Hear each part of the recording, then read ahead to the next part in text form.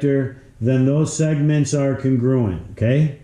If this is perpendicular to, if this radius is perpendicular to this chord, then those segments are going to be, that chord will have two congruent segments.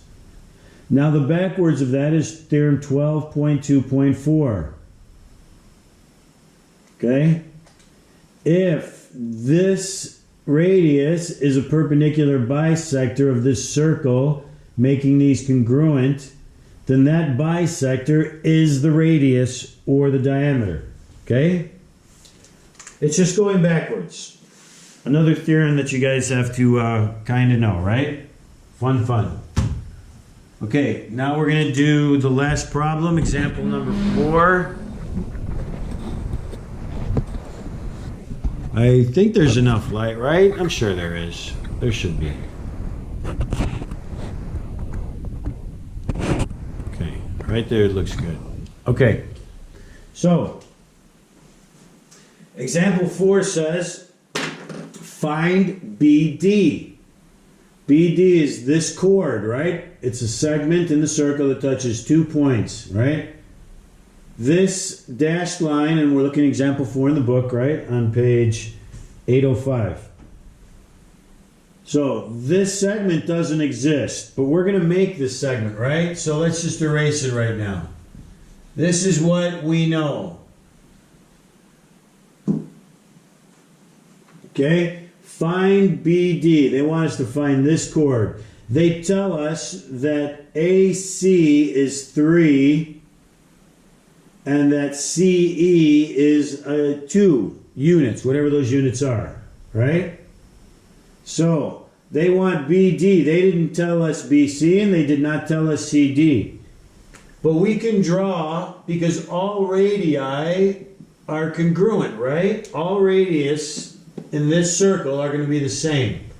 So if this segment and this segment is 5, 2 plus 3 is 5, then that means this must be 5, right? 5, 5, 5, 5, wherever, right? That does not make this. This is not a radius. This is a chord. This does not touch the circle, center circle point to a point on the circle.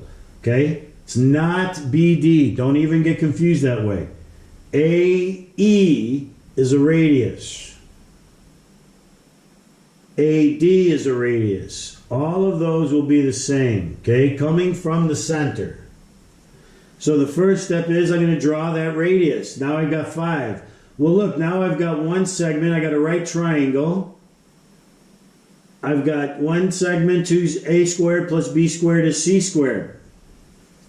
AE, this guy here, is equal to AC plus CE. AC plus CE, 3 plus 2. I substituted, AE is 5. So then I draw AD. I know it's 5 because all radii are congruent in the same circle. Right? So that just brings me down to here. I just did the long steps for you to give good explanation.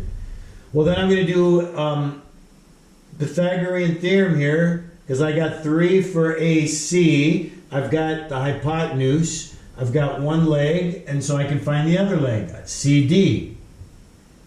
So I use Pythagorean theorem. Substitution. 3, 5, hypotenuse.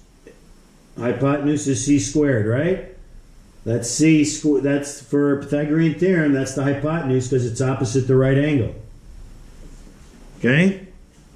And then from there we are coming up this way, okay? So 3 squared plus CD squared equals 5 squared. 9 plus CD squared equals 25. Simplification, right? I subtracted 9 on both sides, gave me 16.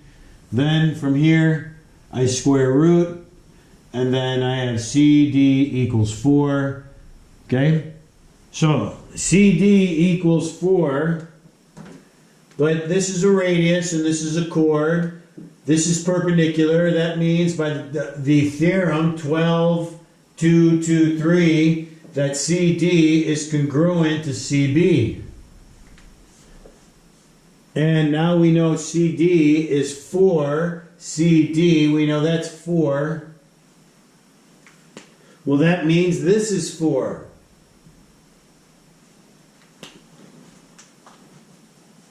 So now we have measure of CD is equal to measure of CB. That's 4. CB plus CD equals BD. CB plus CD equals BD. Okay? Segment addition postulate. Segment addition postulate. 4 plus 4 substitution, and then BD equals 8.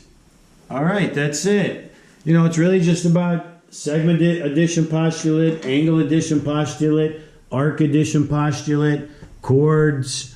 I mean, that's all it is, right? Ask questions, keep washing your hands, and we're getting there, right? Home stretch. Stay focused a little bit longer, then summer. Woo! Peace out.